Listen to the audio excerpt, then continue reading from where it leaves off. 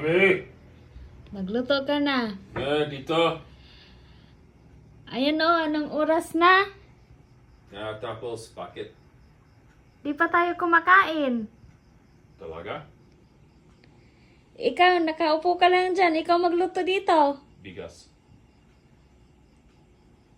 Ay, sarap buhay. Upo-upo lang. Asin ka rin, masarap. Ayusin mo yung TV natin, oh. Shuk-shuk. Wala na signal. Ewan ko ba ano nangyari dito. Hindi na talaga tayo makapanood ng tanggol. No tango. Ano ba nangyari sa TV natin, Daddy? Ha? No tango. No tanggol, no? No tango. What No happened? TV patrol. Ano ba nangyari dito, ay? No kabayan. You like kabayan, Daddy? Yeah, kabayan's nice. You know who is kabayan is? Noli Di Castro. Yeah, even he knows his name. A real name of kabayan. Sarap buhay, upo-upo ka lang, magluto ka doon. Di pa tayo nakasaing.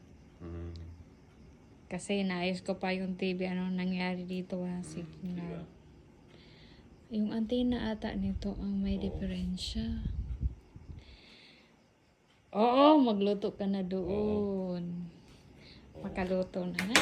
Magutman taan eh, kung kita magluto. Maghuwatas usa. Yung paborito nga kaldereta.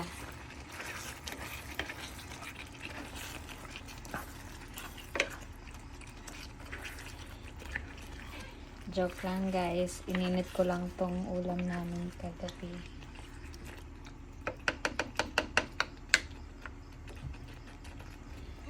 Kain na kami maya-maya. Magsaing na rin ako. Minsan si Steve nagsasaing. O ayan.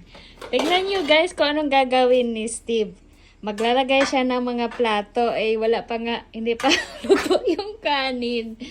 Yan yung lagi niyang ginagawa. Minsan guys, sa umaga, pagising ko may mga plato na nakahanda. Tapos wala pang niluluto.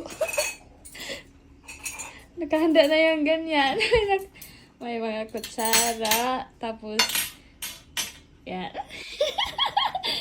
Natutuwa lang kasi ako kasi pagising ko, may mga plato nang nakaganyan. Pagtingin ko doon, mingaw pas din ng among kusina. Ano yan?